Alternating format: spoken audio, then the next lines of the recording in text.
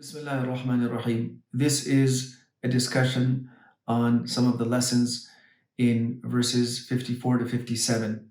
The first lesson is that when a person leaves something for the sake of Allah subhanahu wa ta'ala, Allah Azza wa Jal always replaces it with something even better. Yusuf alayhi salam chose jail over being handed over to Zulaykha. And though it was a difficult choice, but he left his freedom for the sake of upholding his piety and upholding his character. So he left his freedom and all the amenities and facilities available to him for the sake of Allah subhanahu wa ta'ala. Allah subhanahu wa ta'ala rewarded him by replacing all of that with not just freedom to move around, but Allah subhanahu wa ta'ala gave him authority in that country, and now he had the freedom to make his home in any part of the country that he wanted and rule over the people in the process. Another lesson is that people should focus on the solutions to problems. If someone really wants to make their mark on this world, they need to look for and provide solutions to people, help them solve a problem that they're going through.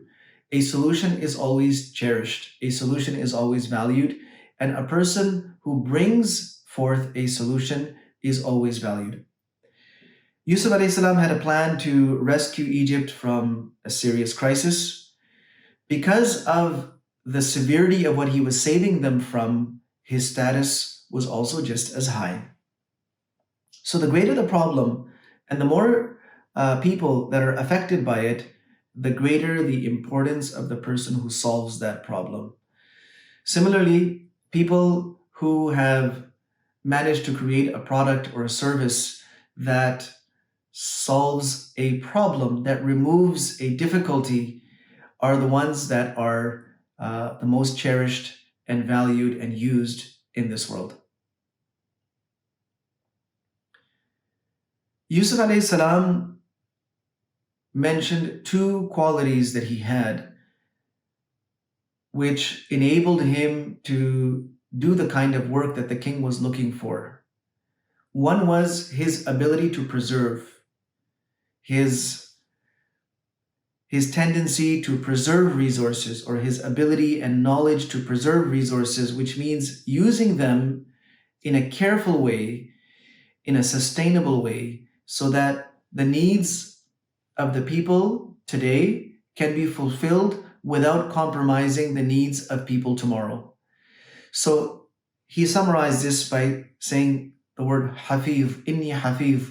I have the ability, the skill, the knowledge, the ability to preserve. So this is a very important skill and knowledge. And the other is ameen, trustworthy. I am not going to misuse or betray any trust. I'm not going to misuse my authority, my privileges, my resources that I have at my disposal. Rather, I am going to deal with these treasures in a very trustworthy manner.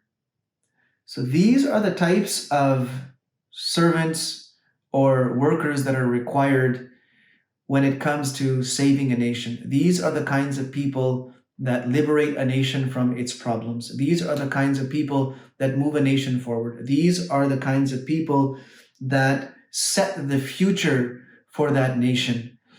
Without these two qualities, people will indulge. They will use what they have in the best way that they can. They'll make the most out of it, and they won't be thinking too much about the future generations.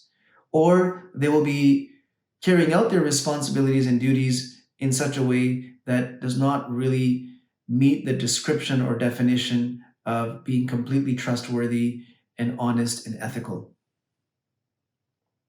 We also learn from this that Yusuf alayhi salam knew where his strengths lay. He knew what he was going to be good at. So it's important for a person to be able to recognize their own strengths. And when a person recognizes their own strengths, it enables them to sort of navigate for themselves. It enables them to make choices between what would be an appropriate activity, occupation, engagement, pastime for them, and what would be just inappropriate. Which challenges should they take on, and which ones should they walk away from? Which duties and responsibilities should they undertake?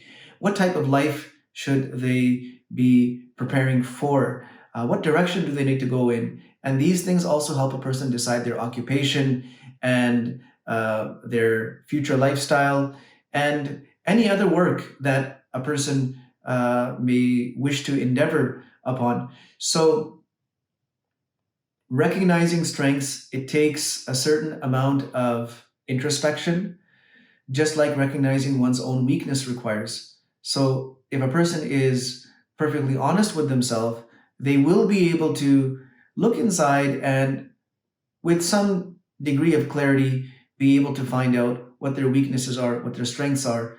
And then the next step is, of course, how to capitalize on the strengths and how to bolster and make up for the weaknesses so that they do not cause harm.